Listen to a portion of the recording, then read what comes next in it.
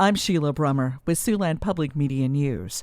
The Biden administration announced 85 airports around the country will receive about $1 billion in infrastructure funding. However, facilities in Nebraska and Iowa will not see much of that money. The airport in Estherville will get $315,000 for snow removal equipment, and the Chadron, Nebraska Municipal Airport will get about $1 million for fencing. Airport grants last year sent $1.3 million to the Sioux Gateway Airport and more than $20 million to Omaha's Epley Airfield. South Dakota Democratic lawmaker Jamie Smith has selected fellow House member Jennifer Kientz for his running mate as lieutenant governor. Smith is trying to unseat Governor Kristi Noem in the November election. The convention starts Friday. The party convention will select the nominee for lieutenant governor, but no one else has announced their candidacy. Kientz has held a seat in the House for one term, representing a mostly rural district in the northeast corner of South Dakota. She is also a real estate broker.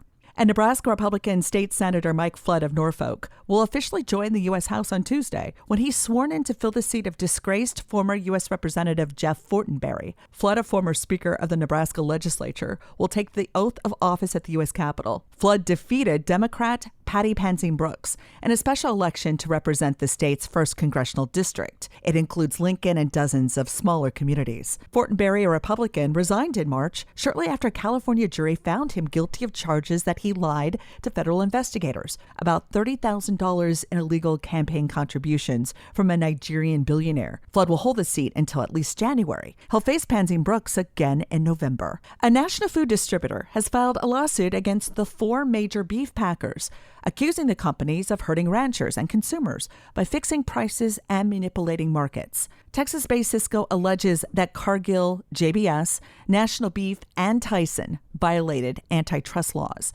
Earlier this week, Smithfield Foods settled a pork price-fixing lawsuit for $42 million. A Northwest Iowa facility that captures biogas from cow manure started leaking when it was first filled in January, but the Iowa Department of Natural Resources says its operators ignored indications of the leak and filled it anyway.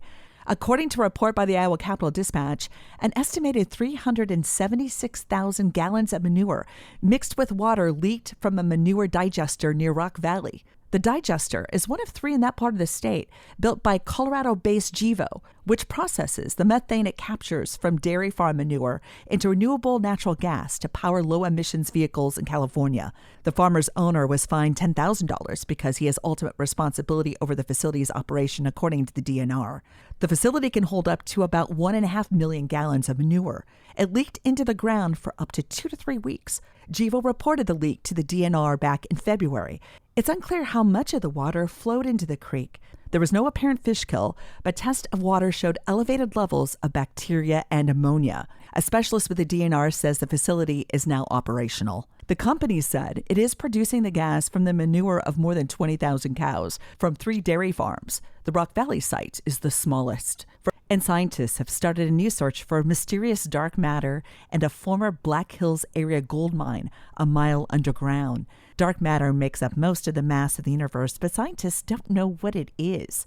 The hope is that the experiment will block most of the radiation that is constantly flying through the universe, allowing only dark matter particles to slip through and light up a pool of liquid xenon held in a titanium tank. Scientists announced on Thursday the 5-year, $60 million experiment in Lead, South Dakota, finally got underway 2 months ago after a delay caused by the COVID-19 pandemic. For Siouxland Public Media News, I'm Sheila Brummer.